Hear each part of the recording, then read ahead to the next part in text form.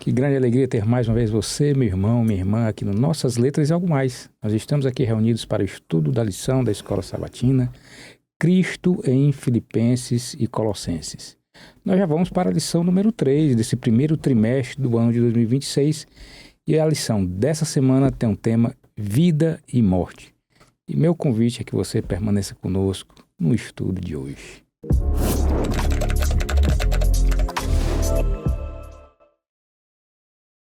E aqui com a minha irmã Ruth, tudo bem, Ruth? Como é que você está? Tudo bom, Wesley, né? Tudo bem, graças a Deus. Maravilha, né?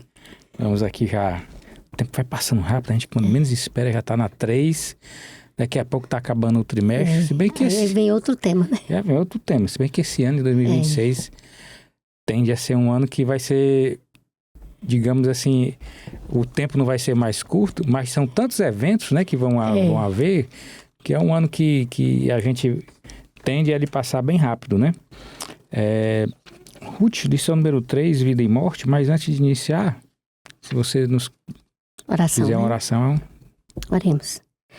Senhor, bom Deus, gracioso Pai, somos imensamente gratos, meu Deus, por essa oportunidade e liberdade que temos de estar, Senhor, em torno da Tua Palavra, para aprender, Senhor, e compartilhar esse evangelho de paz, de vida. Senhor, seja conosco, que os Teus santos anjos, Senhor, acampe-se aqui ao nosso redor, abençoando-nos, Senhor, nesse momento, que o Senhor abençoe cada lar onde essa mensagem chegar, que tudo seja para a Tua honra e para a Tua glória, Pai querido. Colocamos-nos, pois, em Tuas santas mãos, em Teu santo nome, Senhor Jesus.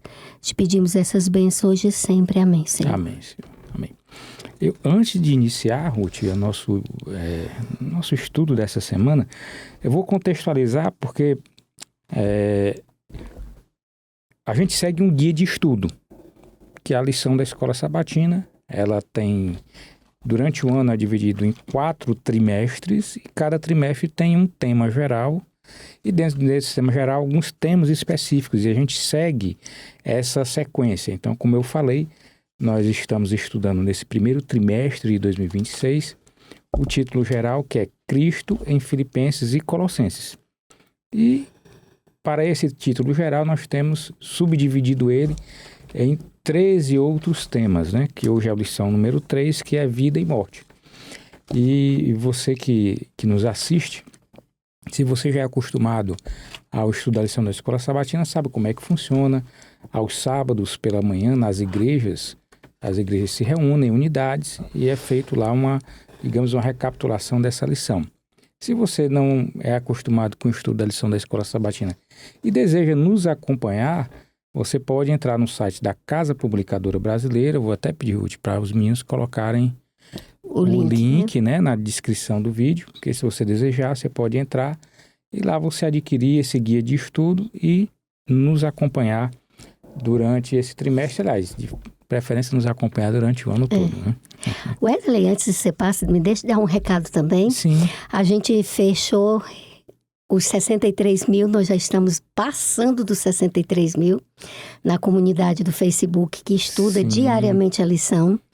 E eu faço convite a você, se você tem Facebook e você gostaria de estudar dia após dia o tema, nós temos um grupo, o Nossas Letras e Algo Mais, tem um grupo no Facebook. E nesse grupo a gente estuda diariamente a lição. Então a gente vê parágrafo por parágrafo, cada questão, e tudo é bem estudado mesmo, né? Então, se você gostaria de participar desse grupo recebendo as lições diárias, é só você pedir para fazer a admissão e a gente te coloca lá dentro. Ah, que maravilha, maravilha. Mas para isso precisa ter inscrição no Facebook, né? Sim, claro. Que é um grupo no Facebook. Sim. Então, como eu falei, tema número 3, Vida e Morte. E o nosso verso para memorizar está em Filipenses 1:21 e diz assim: porque para mim o viver é Cristo e o morrer é lucro. A introdução dessa semana diz assim, ó: muitos afirmam que a morte é uma parte natural da vida, mas isso é o quê? É mentira. A morte é o oposto da vida, uma inimiga. Ela não foi criada como parte da vida, assim como a destruição não é o propósito original de um carro. Paulo declarou de maneira enfática que Cristo morreu para que derrotasse aquele que tem o poder da morte, isto é, o diabo, e libertasse aqueles que durante a vida estiveram escravizados pelo medo da morte. Hebreus 2, 14 e 15. Embora disposto a morrer por Cristo, Paulo tinha confiança em seu propósito. O mais importante para ele era honrar a Cristo pela vida ou pela morte e pregar o Evangelho ao maior número de pessoas possível. Talvez isso explique por que ele escreveu tantas cartas. Por meio de seus escritos, Paulo conseguiu alcançar muitas pessoas e lugares, incluindo aqueles que ele nunca pôde visitar pessoalmente. A vida é curta e precisamos causar o maior impacto possível para o reino de Deus no tempo que ele nos concede. Parte significativa desse impacto envolve promover a unidade da fé. Nesta semana veremos que essa foi uma das razões mais importantes que levaram Paulo a escrever aos Filipenses. E assim, na criação, quando Deus, na verdade, todas as criaturas foram criadas, inclusive homem e mulher, todos foram criados para a eternidade, né? A morte, ela não fazia parte do plano de Deus. E é importante que a gente saiba que, biblicamente, nós temos duas mortes. A morte como consequência do pecado de Adão e Eva, e a morte como consequência do nosso pecado, né? Então, a morte, como a gente convive com ela hoje, ela é fruto desse pecado lá do Éden, né? Mas ela é o quê? É uma morte temporária para aqueles que têm fé em Jesus, que acreditam em Jesus, que acreditam na volta de Jesus. Então, essa morte que a gente convive hoje, né, da forma como se vê, ela vai ser temporária. E detalhe, né? Importante. Todos nós vamos ressuscitar um dia. Só que a gente vai ter ou ressuscitar para a vida eterna, ou vai ressuscitar para a morte eterna. E se a gente morrer antes da volta de Jesus, exatamente. Se morrer antes que pode acontecer de ter pessoas vivas, né? Exato. E vai acontecer. Vai acontecer, isso. Por isso que eu achei muito interessante, logo nessa introdução, que diz, quando Paulo diz assim, que o mais importante para ele era honrar a Cristo, pela vida ou pela morte, e pregar o Evangelho ao maior número de pessoas possíveis, né? Entendeu? A lição, ela vai abordar essa questão da morte, não dentro da questão biológica em si.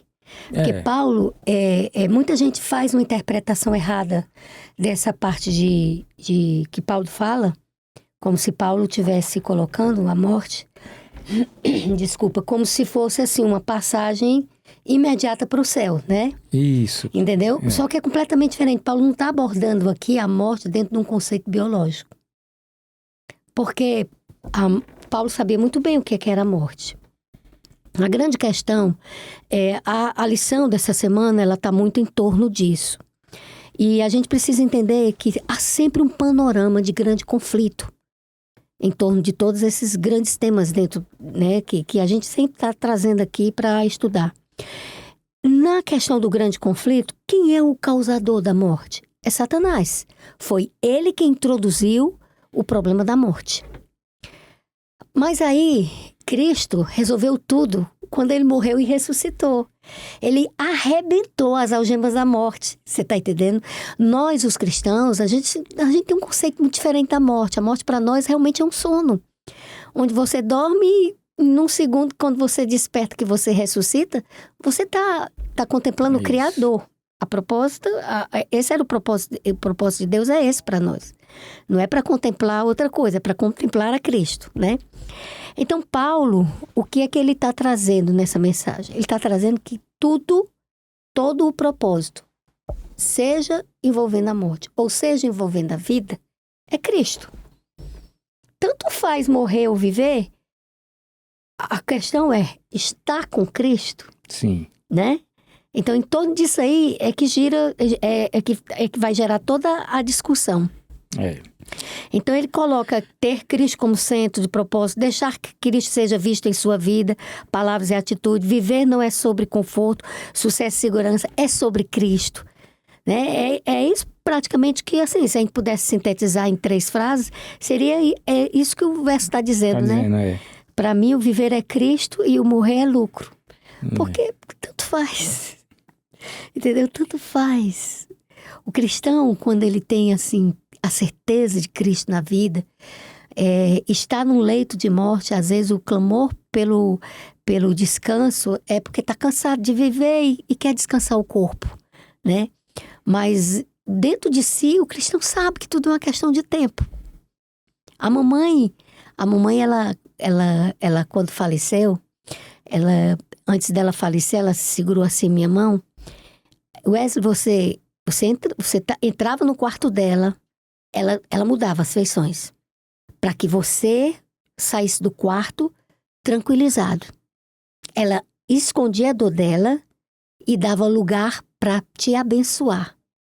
Então, eu estava ali com ela o tempo todo no quarto, lá no hospital, e eu ouvi, e ela dizia para mim, segurando na minha mão: minha filha, eu não aguento mais. A dor está muito grande.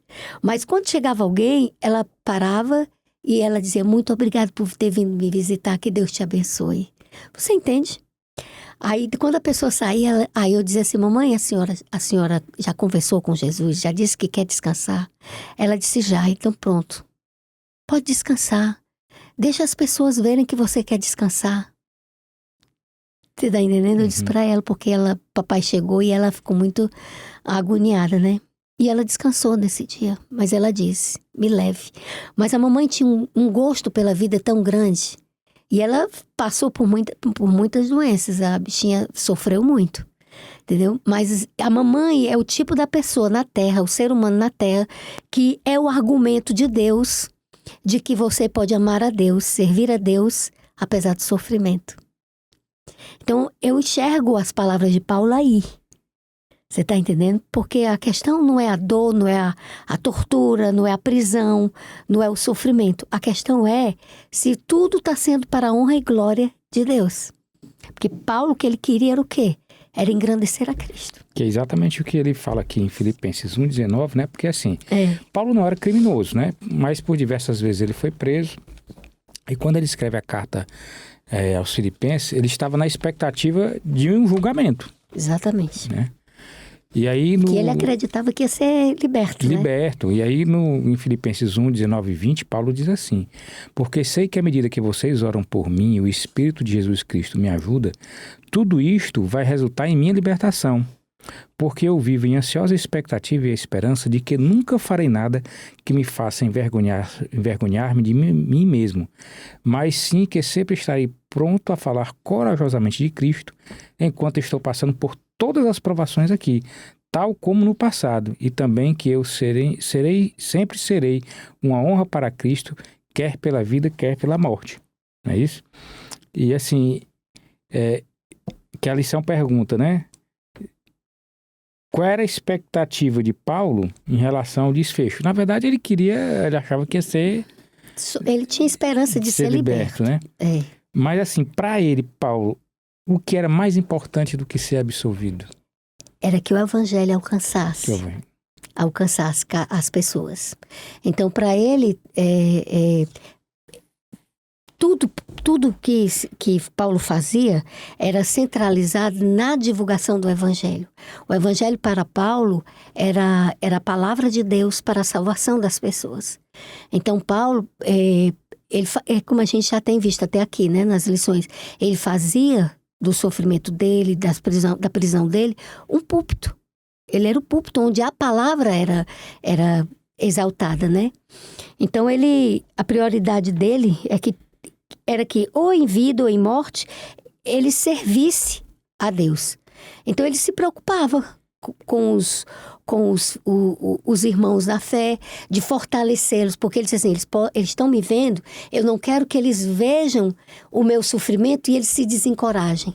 Então, Paulo transformava a adversidade dele como uma forma para encorajar, Se permaneçam firmes, apesar de vocês passarem por circunstâncias como eu estou passando. Sejam firmes, sejam corajosos, continuem em pé, né? Então, olha como é que é o evangelho, a potência do evangelho.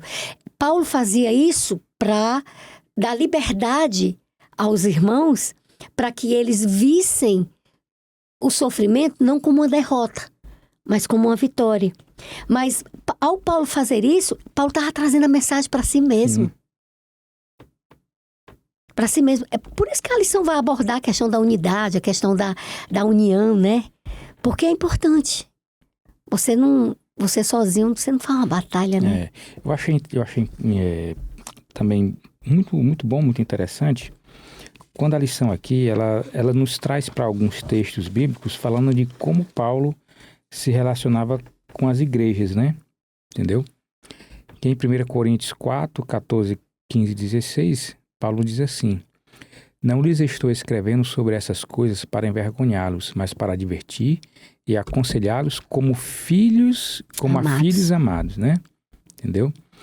Aí, então ele se via como um pai espiritual, como pai né? espiritual. Em 1 Tessalonicenses 2, 10 e 11, Paulo diz assim, aí já é uma carta, né, para Tessalônia.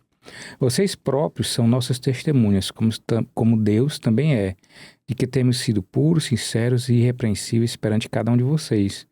Pois vocês sabem que tratamos cada um de vocês como um pai trata seus próprios filhos. Gálatas 4, ele educa e encoraja. Ó, ele é pai espiritual, ele educa e encoraja. Gálatas 4,19 diz assim: meus filhos, mais uma vez estou sofrendo as dores do parto por sua causa, até que Cristo seja formado em vocês. Filemão 10, minha súplica é que você mostre bondade para com o meu filho Onésimo. Ou seja, ele tratava as pessoas, e aqui ele se referiu a Onésimo, né? Que era um escravo fugitivo. Como filho, né? Quer dizer, o mundo enxerga Onésimo como um escravo fugitivo, o mundo romano, né? Isso. Mas nós cristãos temos que enxergar em Onésimo um irmão em Cristo. Uhum. Quer dizer, em tudo Paulo ministrava. Detalhadamente, né? Ele não perdia nada. Era algo assim que ele parece que não passava um detalhe despercebido. Wesley, por que a gente não busca isso, né, como cristão? Por que a gente perde tanto tempo com besteira nessa nossa jornada? E aqui eu falo até mesmo dentro de ambiente de igreja e tudo. Sim. Por que a gente, assim, perde tanto tempo com as nossas próprias batalhas pessoais, batalhas do dia a dia? Por que a gente não busca isso? Esse tipo de atitude, entendeu? De homens como nós. Paulo era um homem como nós. E se você buscar o histórico de Paulo, Paulo era quem? Foi um perseguidor. Sim. Um arrogante, um soberbo da sua própria religiosidade, de quem ele era. Alguém que quando foi colocado por terra no seu orgulho e tudo, passou pela cegueira para poder enxergar de fato. E aí ele entendeu realmente o que é que ele deveria viver espiritualmente. Sim. E ele passou a viver o evangelho como o evangelho deve ser vivido. Não pela religiosidade de um legalismo, mas pela essência do cristianismo, que é realmente o viver para Cristo. Aí eu tenho me questionado muito, sabe, Wesley? Muito mesmo. Muito mesmo. Senhor, por que é que hoje o teu povo, os teus filhos, têm tanto conhecimento? E por que nos falta esse poder que esses homens tiveram? Como você falou, eu acho que nunca se teve tanto conhecimento e tanta oportunidade de você aprender.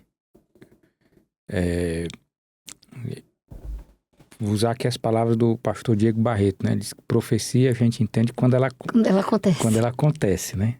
Então, assim, a gente vê que várias profecias foram se cumprindo e isso foi abrindo luz à interpretação do texto bíblico, ampliou o conhecimento, as coisas a história confirma o que a Bíblia fala, o que a palavra de Deus fala, ou seja, a história ali tá mostrando, né, que tudo que está aqui escrito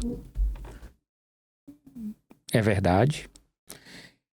E mesmo com tanto conhecimento, eu acho que tão distante parece que se está dessa... É por isso que a gente tem que clamar. Tem que clamar mesmo a Deus. Tem que clamar mesmo a Deus e amadurecer, sabe? Permitir que Deus nos amadureça como cristãos. E entender que talvez o processo passe pelo sofrimento. Passe pelas batalhas. Então não há espaço para murmurar. Não há espaço para... Isso é perda de tempo, isso é perca de foco. Olha só, 2 Timóteo 3,12, Paulo diz assim: e também todos os que piamente querem viver em Cristo Jesus padecerão perseguições. Paulo já falava que aqueles que querem viver em Cristo Jesus padecerão perseguições. Agora, por quê? E... Por que padecerão perseguições? Porque viver para Cristo requer, primeiro passo, renunciar a si mesmo. E você já viu batalha maior do que essa, de brigar contra você mesmo? Brigar contra você mesmo. Lutar contra o teu individualismo, teu egoísmo, tua falta de amor, tua falta de paciência, tua tendência a murmurar, tua tendência a questionar o poder e o amor de Deus. Você entende? A coisa é muito aqui dentro, Wesley. É daqui da mente. E eu tenho percebido que nas palavras de Paulo há muito essa questão do conflito na mente. Entendeu? Do conflito interno, da briga interna. Porque só acontece o fruto do Espírito quando você consegue vencer aquilo que é carnal. Então, para você experimentar a benignidade, o amor, a paciência, a humildade na sua vida, você tem que ter passado algumas coisas e ter derrubado. Como disse, são frutos do Espírito, isso é espiritual. E ele é o contrário do que eu sou na minha natureza. Então, a primeira coisa, meu irmão, é esvaziar-se de si mesmo. Isso mesmo. Deus não pode colocar o seu Espírito, a sua presença em nossas mentes, se as nossas mentes estiverem botadas do nosso próprio eu. Por isso é uma grande perda de tempo. Briga, dissensão, disputa de poder. E eu não vou nem falar do mundão, não. Da realidade secular, não. Estou falando do universo da igreja mesmo, porque o contexto da lição é um ambiente de igreja mesmo. Todo esse ambiente aqui é um ambiente de igreja. As cartas de Paulo não é para o mundão, não. Era para os irmãos da igreja. E a gente sabe que a igreja de Corinto se enfrentou muitos problemas. Todas elas. Todas elas. Enfrentaram muitos problemas. E eu acho que nós não estamos diferentes, não, viu? Acho não, eu tenho certeza que no nosso tempo nós não estamos diferentes, não, viu? Não estamos. E eu tenho procurado botar meus olhos muito abertos, porque Satanás, ele é terrível. Nós vamos ver exatamente aqui na lição que vai tratar sobre isso, né? Ruth, na segunda-feira a lição tem um título: Morrer é lucro. E ela diz assim, podemos perceber com facilidade que estamos envolvidos num grande conflito que acontece ao redor e dentro de nós, aquilo que você acabou de falar. Experimentamos essa batalha cósmica e continuaremos a vivenciá-la até o dia da nossa morte, independentemente de quando ou como ela ocorrer, né? Ou seja, a gente vive essa batalha. Quando nós lemos aqui o texto de 2 Coríntios 10, dos versos 3 a 6, Paulo diz assim, é verdade que somos humanos, mas não empregamos planos e métodos humanos para ganhar batalhas. As armas que usamos não são humanas, ao contrário, são poderosas armas de Deus para derrubar fortalezas. Estas armas podem derrubar todo argumento e pretensão contra o conhecimento de Deus. Com estas armas podemos dominar todo o pensamento humano para torná-lo obediente a Cristo. E usaremos tais armas contra todo ato de desobediência quando estivermos completamente obedientes a Deus, né? E aí a lição pergunta, né? Qual é a base dessa guerra, né? E quais são as nossas armas? Mas aqui o texto já quase que explica, Mas né? a gente pode, Mas a gente pode... pegar a ajuda de Efésios também, né? Sim. Mas antes de ir para Efésios, olha, eu coloquei assim, a base da guerra que enfrentamos, segundo 2 Coríntios 10, 3 a 6, é espiritual e acontece principalmente no campo das ideias, pensamentos e argumentos que se opõem ao conhecimento de Deus. As nossas armas não são humanas, mas espirituais e poderosas em Deus para destruir essas fortalezas mentais e espirituais. A batalha cristã não é contra pessoas, nem contra forças humanas, mas contra estruturas espirituais e mentais que se levantam contra Deus. Sistemas. Então, a guerra é espiritual e intelectual. Ela é intelectual. Isso. Há um poder que disputa o domínio da tua mente, do teu discernimento. Às vezes você vê... É porque eu não quero abordar aqui como exemplo questões dentro da política, né? Mas assim, você vê no dia a dia claramente como tá tendo uma dissonância cognitiva assim na mentalidade humana. Tá assim uma coisa absurda. Você diz, qual a lógica de uma pessoa pensar e estruturar a sua vida em cima disso, né? Agora, o que é que te dá esse discernimento? É quando você tem um parâmetro mais alto. É esse parâmetro mais alto que estende uma luz sobre o teu pensamento. E qual é o pensamento mais alto? Pode vir todo e qualquer compêndio de ciência e tudo. Mas se ele não estiver dentro do que diz o está escrito, ou que está dentro da sapiência que envolve Deus, meu amigo, é só filosofia, é só filosofia humana, né? Então, eu queria ver contigo quais são as nossas armas. Paulo afirma que as armas da nossa milícia não são carnais, mas poderosas em Deus para destruir essas fortalezas. Armas espirituais não humanas. Elas não dependem de força física, retórica humana, manipulação, poder político, estratégias humanas. São armas que vêm de Deus e operam pelo Espírito Santo. Armas que destroem fortaleza. Elas têm poder para derrubar argumentos falsos, quebrar resistências espirituais, desmascarar mentiras, transformar a mente, levar pensamentos cativos a Cristo. Armas que produzem obediência. Você pega aquele endemoniado de Guedarra, né? Acho que era Guedarra. Aquele homem, ninguém tinha coragem de passar perto daquele homem. Ele arrebentava tudo, corrente e tudo. Jesus se aproximou no poder que ele tinha, desbancou toda a estrutura espiritual maligna que tinha e ele deu vida àquele homem. Por quê? Porque aquele homem passou a ter o domínio da própria mente. Você entende? É isso que Cristo faz na vida de uma pessoa. Ele renova a mente. Então, aquilo que é espiritual vai dominando o carnal. E só assim a gente vai conseguindo vencer estruturas antigas carnais. Por isso que é interessante quando a lição diz assim, ó, que Satanás utiliza ferramentas como a crítica, traição, o constrangimento, o medo, a pressão social. Por outro lado, nós somos chamados a empregar o amor, a misericórdia, a paz, a mansidão, a paciência, a bondade e aí no final, e o domínio próprio. O domínio próprio, que é um dos dons do Espírito. Dom do Espírito. Domínio próprio. Que o domínio próprio você leva para todas as áreas da sua vida. Sim. Na questão da paciência, que é tão importante, na questão do autocontrole mesmo, na questão do evitar fazer guerra. Até tem aquele ditado que diz, né? Por causa de um grito se perde uma manada, né? Quer dizer, se você tem um domínio próprio, por conta do domínio da palavra, você evita milhões de confusões, né? Então, a questão dessas armas, Wesley, é produzir obediência. Agora, assim, de forma prática, que armas são essas? Aí eu fui buscar em Efésios. Sim. Em Efésios... acho que Efésios 6, né? 10, 18. 6. Que diz assim, ó, ele fala, vamos citar, acho que são as 9, Sim. né? Cinturão da verdade. Que o que é esse cinturão da verdade? A verdade de Deus que sustenta tudo. Porque Paulo, ele estava acorrentado 24 horas a um soldado romano. Então, Paulo, quando estava escrevendo isso aqui, ele estava olhando para um soldado. E ele viu em toda a armadura que dava proteção ao soldado Ele pegou e fez uma analogia e colocou como uma proteção espiritual.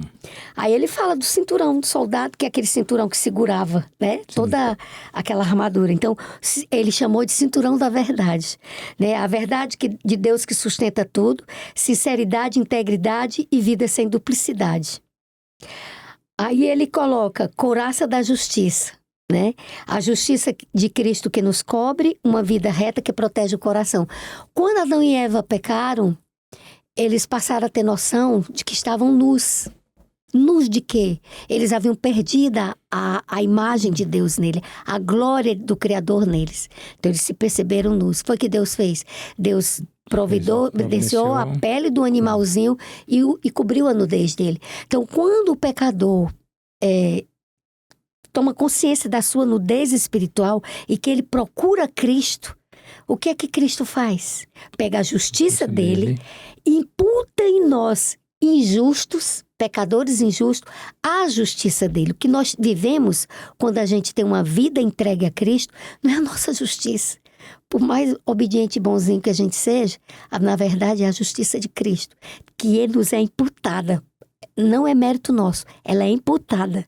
Então Paulo pega a couraça e ele coloca como se fosse a justiça de Cristo, né? Uma vida reta que protege o coração. Aí ele fala até da sandália, né? A sandália do Evangelho da Paz, que traz estabilidade, prontidão para viver e anunciar o Evangelho. Ele vai para a batalha ali, né? Então, assim, do mesmo jeito, o cristão, né? Ele está lá, protegido, para poder exatamente, ele com o poder da palavra, ele anunciar o Evangelho. E a paz interior que nos mantém firmes. Essa aí foi só a terceira. Vamos ver, continuar aqui a outra. A outra é o escudo da fé, né? Confiança ativa em Deus, capacidade de apagar dardos inflamados, que quando eles juntavam, né, aqueles escudos, e eles se protegiam daquelas flechas que vinham com fogo na ponta, né? Dados inflamados, ataques mentais, dúvidas e acusações. Quer dizer, você só vai se proteger, você só vai estar protegido de acusações, de inverdades, de mentiras, se você tiver a verdade com você. É ela que vai te proteger para tu não cair no lado oposto, né? Capacete da salvação. Proteção da mente pela certeza da salvação, quer dizer, quando você está firme em quem você crê, né? Mas eu sei em quem eu creio, estou bem certo que é poderoso, né? Paulo não diz isso, né? Então ele diz assim, ele usa o capacete como uma proteção para a mente.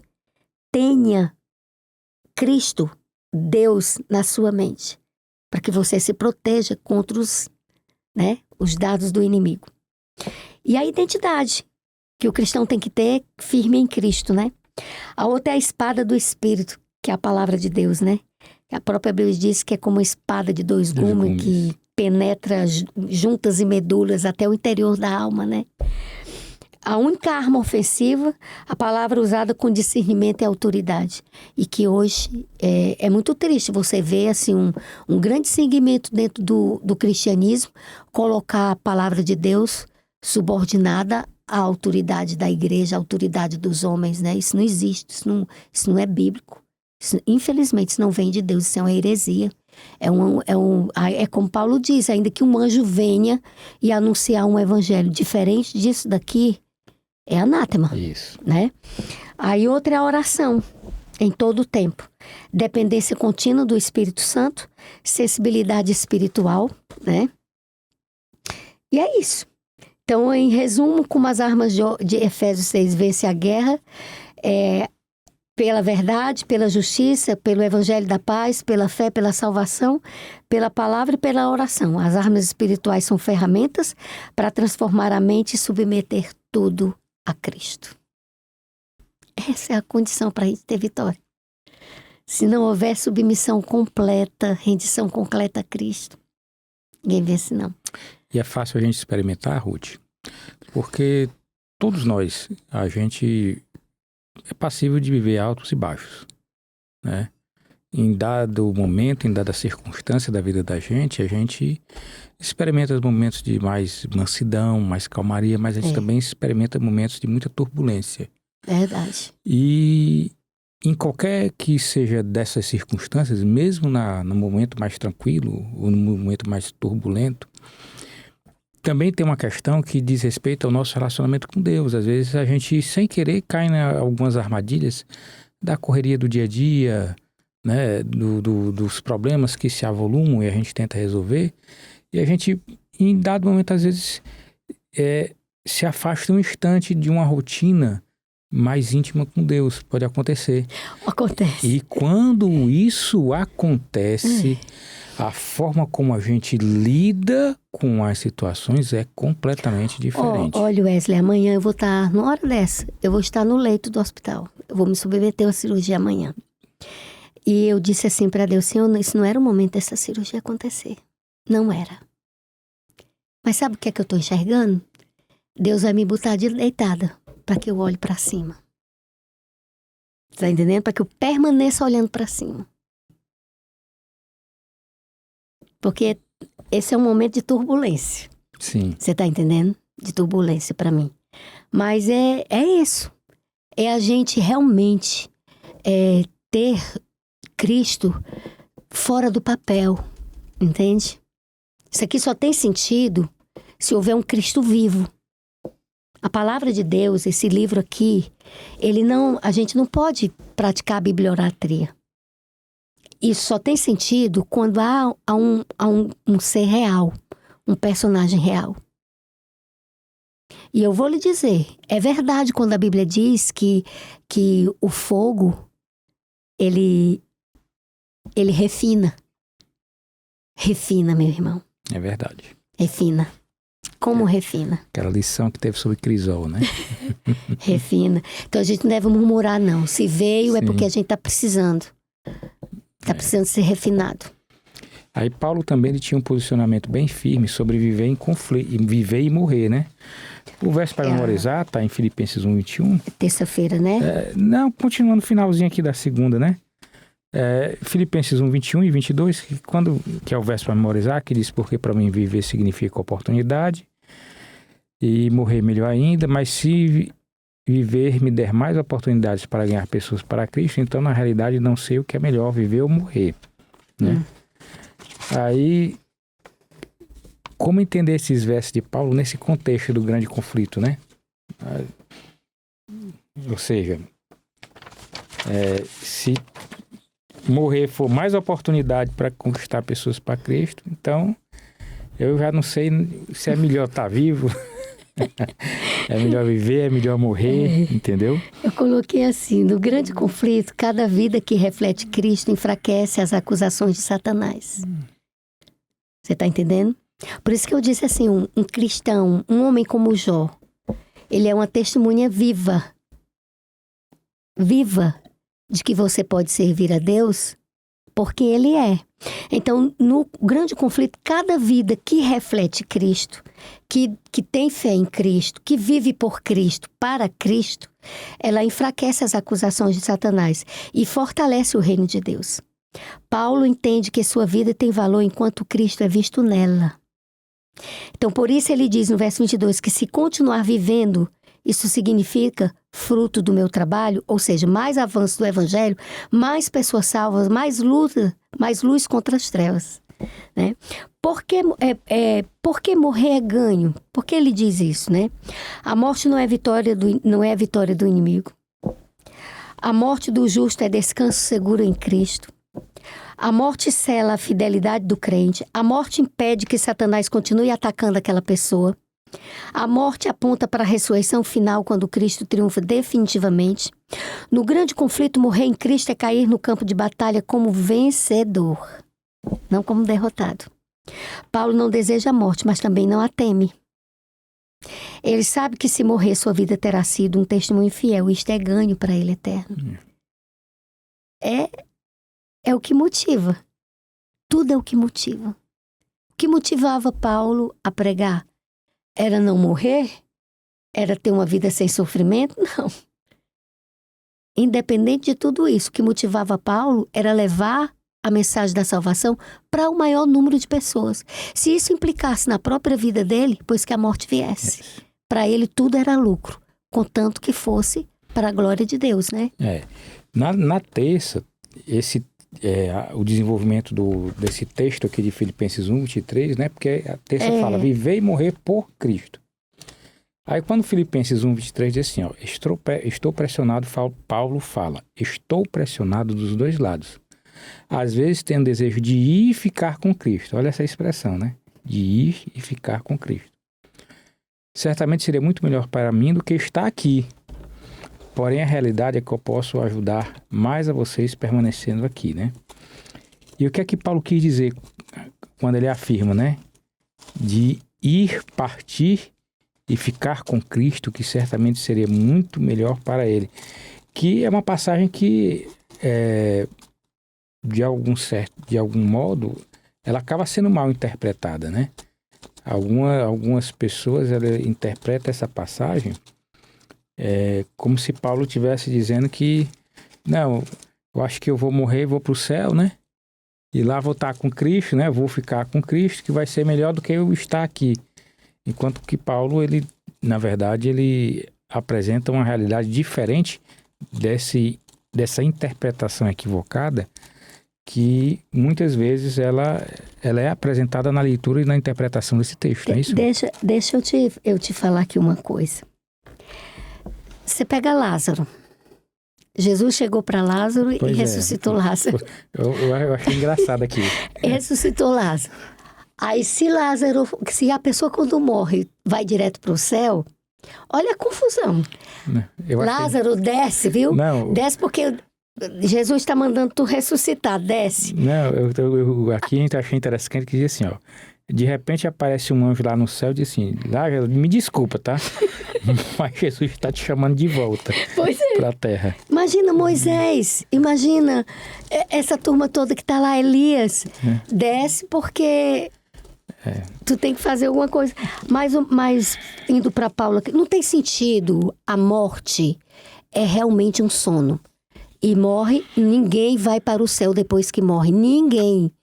Os únicos que estão lá, a Bíblia é muito clara. É aquele grupo que ressuscitou na ressurreição especial com Cristo.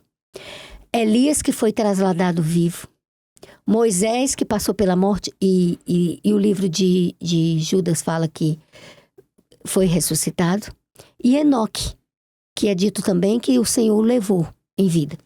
Mas deixa eu te passar aqui eu acho que é segundo Tessalonicenses 4.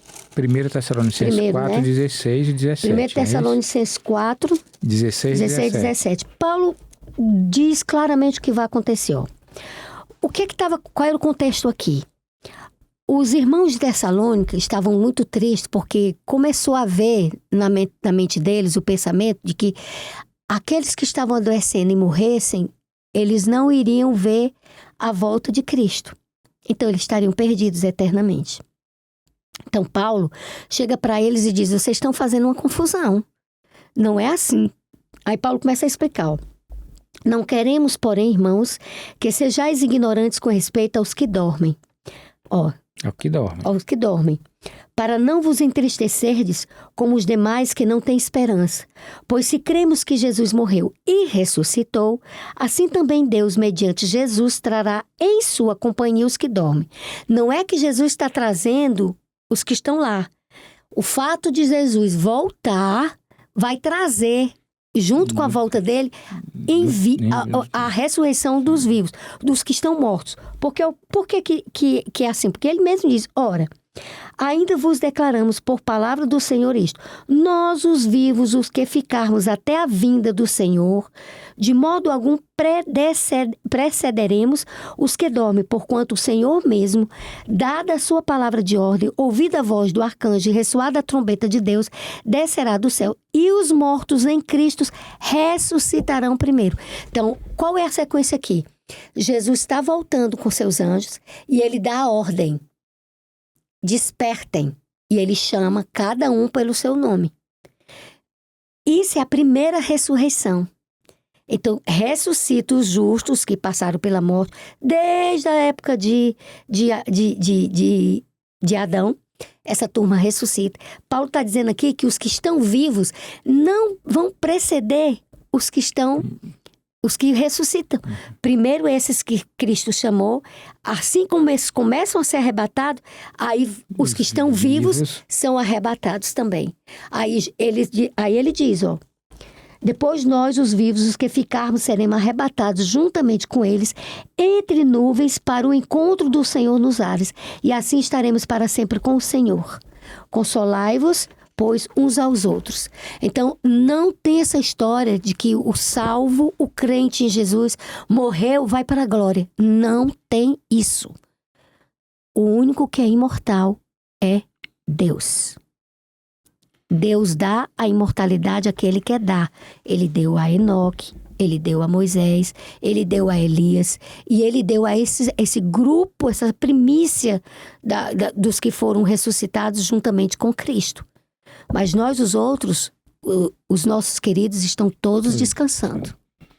Que tem vários textos bíblicos que comparam a morte ao sono, né? Ao sono. Você lê um texto aqui, João capítulo 11, Eclesiastes, 11, fala Eclesiastes. Quem morre não sabe o que se passa debaixo do sol. E eu vou falar aqui palavras de Jesus, aqui em João 11, de 11 a 14, que é exatamente falando sobre Lázaro. Jesus fala assim, ó, depois ele disse, nosso amigo Lázaro adormeceu, mas vou despertá-lo. Seus discípulos responderam, Senhor, ele dorme. Isso quer dizer que ele está bem? Eles pensavam que Jesus falava do repouso do sono. Mas, na verdade, Jesus tinha falado da morte de Lázaro. Então, ele disse claramente, Lázaro está morto. Mas ele disse o quê? Ele deixa claro aqui, mostra faz a comparação da morte com o sono, né? Exatamente. Então, não dentro do imaginário, às vezes, de se dizer que se vai para o céu, o texto bíblico ele mostra o contrário, entendeu? E assim, o despertar desse sono, né, dessa morte, para aqueles que são salvos em Cristo é glorioso, né? Tanto o livro de João quanto 1 Coríntios 2,9 fala sobre isso. João 14, de 1 a 3, diz assim, ó, que o coração de vocês não fique aflito. Creiam em Deus, creiam também em mim. Existem muitas moradas na casa de meu pai. Se não fosse assim, eu lhes diria, vou preparar a morada para vocês. E quando tudo estiver pronto, então eu virei buscar todos para que possam sempre estar onde eu estiver. 1 Coríntios 2,9 diz, este é o significado das Escrituras. Olho nenhum viu, ouvido nenhum ouviu, nem jamais o coração do homem percebeu as coisas maravilhosas que Deus preparou para aqueles que amam o Senhor. Então, essa é a... quer dizer, se a gente pudesse resumir, diria, para Paulo partir significa encerrar sua missão terrena, descansar da luta, aguardar a ressurreição, ter certeza absoluta de que sua vida está guardada em Cristo. Por isso que ele diz que é muito melhor, não porque ele deseja a morte, mas porque para ele estar com Cristo é o clímax da esperança cristã. Para Paulo, o cristão, quando morre, ele morre e fica dentro de uma gavetinha, a gavetinha de Deus. Deus ali protegendo e guardando, né? Para Paulo, estar com Cristo é melhor porque é o fim do sofrimento, é o fim da perseguição, é o fim da batalha espiritual, é a certeza da vitória final, é a consumação da fé. Então, para ele partir, é melhor para ele. E ficar é melhor para a igreja. Você está entendendo? Uhum. Porque ele diz assim, se eu ficar, vai ser melhor para poder ajudar a igreja. Ajudar os irmãos na igreja. Quando ele pensa em ficar, não é para garantir a própria vida, mas é para servir. Até porque, né, Ruth, a situação, o contexto dele não era muito bom, não. Não era muito bom, não. Né? Não era muito bom, não. Agora, sim, Paulo também, ele destacava a importância da unidade, né? Entendeu? Destacava a importância da comunhão, dos que compunham a igreja.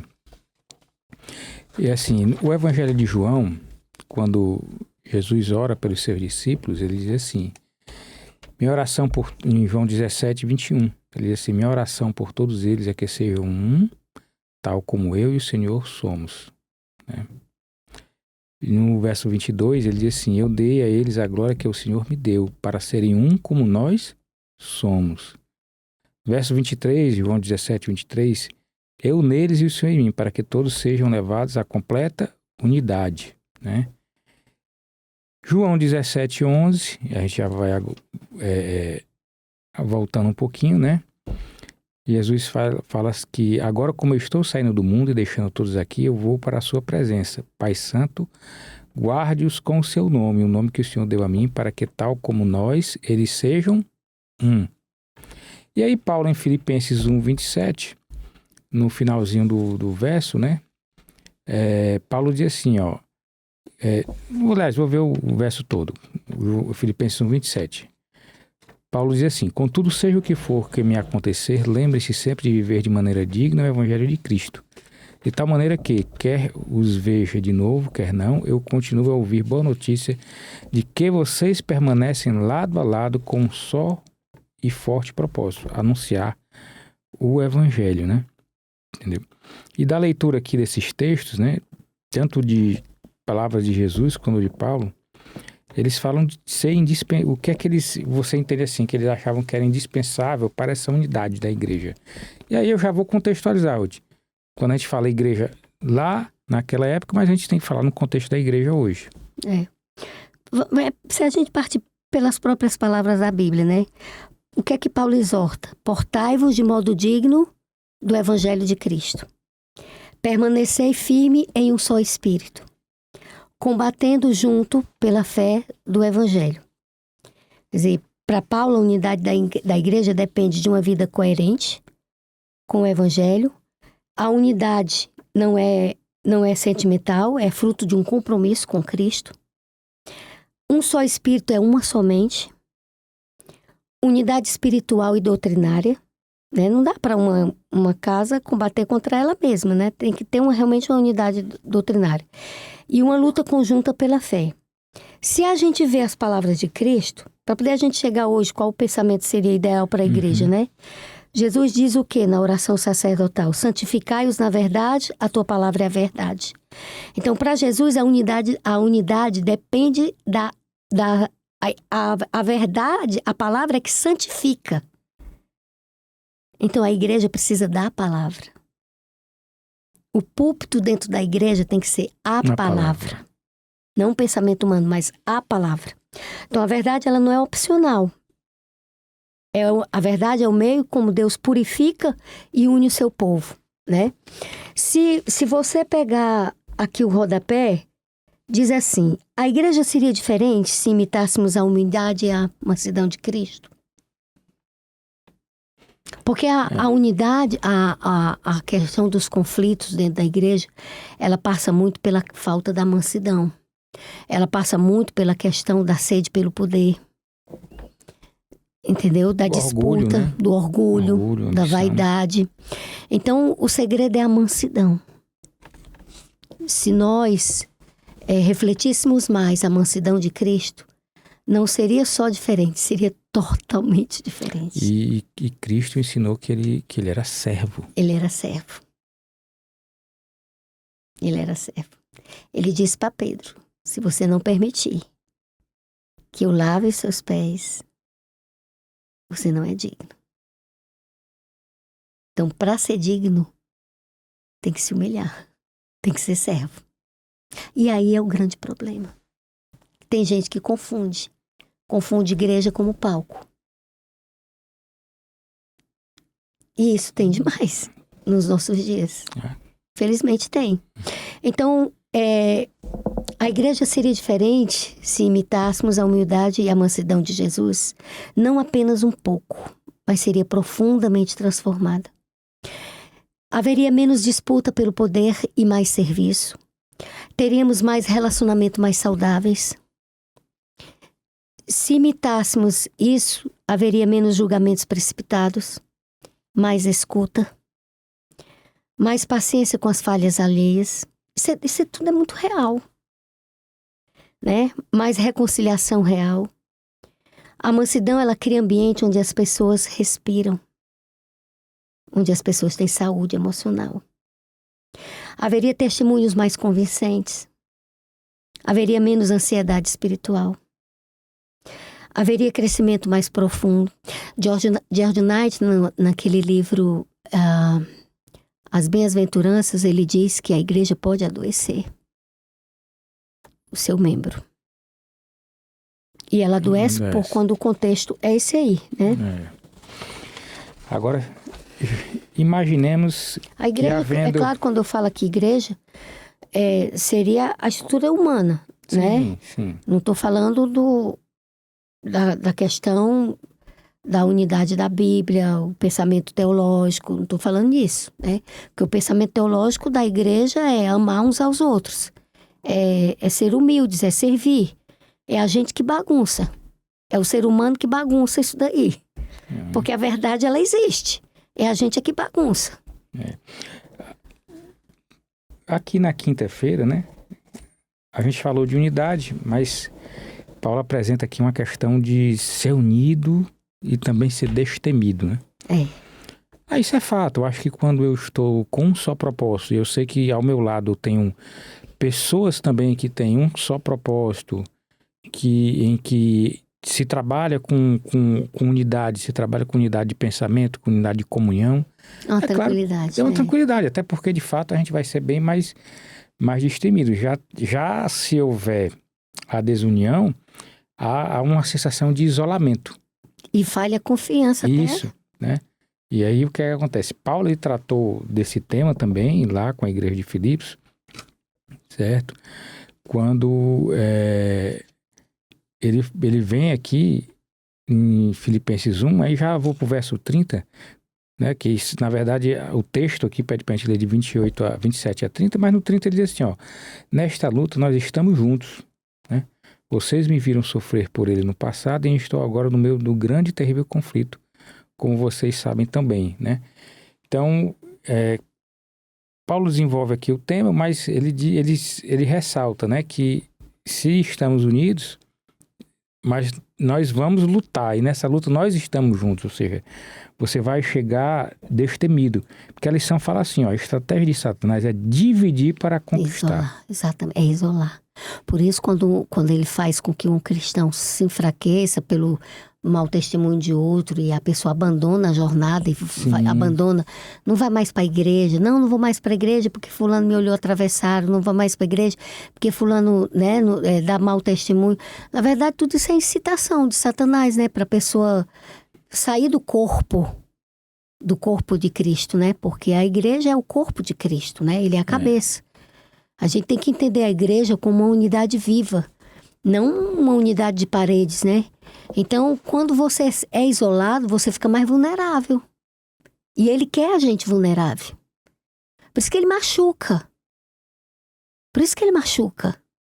Entendeu? Porque você ferido, machucado, você tende a se acuar.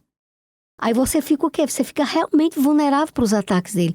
Qual é o conselho da palavra? Resistir ao diabo. Quem é que foge? É o cristão ou é Satanás? É o Satanás. Resistir ao diabo e ele fugirá de vós. É ele que tem que fugir. Não é a gente. Você entende? Então a palavra nos dá a dica, nos diz o que é que a gente deve proceder. Como é que a gente deve, o que é que a gente deve fazer. Deve fazer. Né? Quer dizer, Paulo, então, ele diz que a gente tem que permanecer firme em um só espírito, quer dizer, com uma só mente, né? Lutar junto pela fé do evangelho. Aí ele diz, quando a igreja pensa unida, ora unida, sofre unida, luta unida, ela se torna inabalável. A unidade, ela é antídoto contra o medo. A luta conjunta pela fé cria coragem porque dá propósito. Paulo não fala de uma luta agressiva, mas de uma defesa firme da verdade. Quanta coisa a gente pode aprender com Paulo, né? Com as cartas de Paulo, né? Eu estou aprendendo, toda vida que eu estou estudando lição, todo dia assim, a gente aprende uma coisa. Acrescentar isso daqui agora na minha forma de... Na minha vida, na minha jornada. Estou fazendo a mesma coisa. Mesma coisa. Então, o medo perde força, propósito compartilhado pela coragem compartilhada. Quer dizer, o medo, ele perde a força quando a gente tem uma coragem compartilhada. Por isso que ele diz assim, por isso que Jesus, quando mandou fazer a missão, o ID, ele disse assim, vão de 2 em 2. Porque se um fraquejar, o outro fortalece. Você não faz uma jornada sozinho. É mais seguro de 2. Então, as pessoas que se isolam mesmo, elas demoram mais a chegar lá, entendeu? Demoram muito mais a chegar lá. Agora, assim, para a realidade da igreja da época, para o que Paulo apresentou, e que também é uma realidade nossa hoje, porque ainda temos alguma liberdade. Alguns países não têm tanta liberdade ainda como nós temos hoje. Mas, por exemplo, Mateus 10:38 diz assim, ó, se você se recusa a tomar a sua cruz e seguir-me, não é digno de mim. Atos 14:22 diz assim, fortalecendo os discípulos e encorajando-os a viver e a permanecer na fé, eles animaram todos a continuar na fé, apesar da perseguição, lembrando a eles que deviam entrar no reino de Deus através de muitos sofrimentos. Romanos 8:17 diz, e se somos os seus filhos, então somos herdeiros de Deus e co-herdeiros com Cristo. Mas se vamos participar da sua glória, precisamos também participar dos seus sofrimentos. E 2 Timóteo 3:12 diz, sim, a perseguição virá para todos que decidiram levar uma vida piedosa em Cristo Jesus.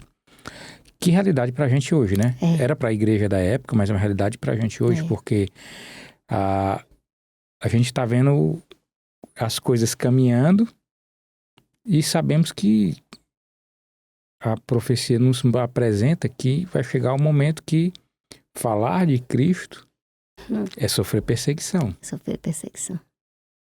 É por isso que, ó, quando ele diz assim, a lição dá o exemplo de Mateus 10:38, quando ele fala tomar a cruz, né? O que significa isso? A cruz, ela simboliza renúncia, simboliza entrega total, disposição para sofrer por Cristo, fidelidade acima de tudo.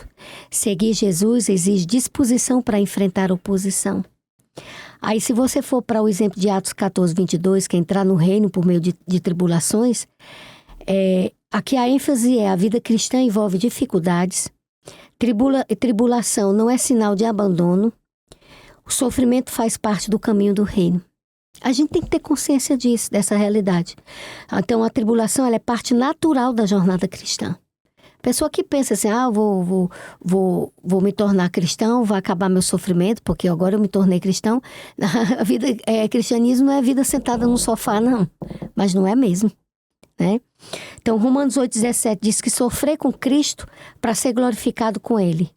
Aqui, sofrimento é evidência de filiação, participação na vida de Cristo, caminho para a glória e caminho para a glória futura. Então, há um sentido em tudo isso, né? É por isso que Paulo diz no final, combati o bom combate. Então, o que a gente precisa é enxergar o nosso próprio combate e para a gente poder, no final da nossa jornada, a gente poder dizer também, combati o bom combate. E qual é o bom combate? É lutar com Cristo, por Cristo e para Cristo. Eu vou finalizando aqui, Ruth, com um texto de Apocalipse 14, 12 e 13, que diz assim, Apocalipse 14, 12, que isso anime o povo de Deus a suportar com perseverança cada provação e perseguição, porque os santos deles são os que até o fim permanecem fiéis na obediência às suas ordens e permanecem fiéis a Jesus. Eu ouvi uma voz nos céus dizendo, ponha isto por escrito. Finalmente chegou o tempo dos seus mártires entrarem em plena recompensa deles. Amém. Sim, diz o Espírito, eles são verdadeiramente felizes, pois agora descansarão de todas as suas fadigas e provações, porque as suas boas obras o acompanharão. E essa é o que Cristo diz pra gente, né? Deus não esquece de nenhum dos filhos dele que hoje descansa, mas que está descansando em Cristo. E ele pede para que a gente continue o quê? Perseverando. Pra gente hoje, ele quer dizer assim, olha, persevere, permaneça, porque vocês vão ter a recompensa. Amém. Amém. Amém. Algum recado final, Ruth? Fique à vontade. Não, vamos deixar com suas palavras aí. Que bom. Vamos orar perfeitas. Então. Santo Deus e amado Pai, muito obrigado, Senhor, porque nós aqui tivemos a oportunidade de crescer espiritualmente com as Tuas palavras, com a Tua verdade. Que nós possamos, Senhor Jesus, verdadeiramente internalizar dentro de nós cada um desses exemplos de Paulo, cada um dessas mensagens que chegam até nós. Que elas possam também, Senhor, chegar aos corações de quem nos assiste. E nós queremos, Pai, estarmos perseverando firmes, para que nós possamos, Senhor, ser agraciados com a grande recompensa quando Jesus aqui voltar. O nosso desejo, Senhor, para nós, para todos aqueles que nos assistem, e nós a Ti direcionamos e entregamos em nome do Teu Filho amado Jesus. Amém. Amém, Senhor. Amém.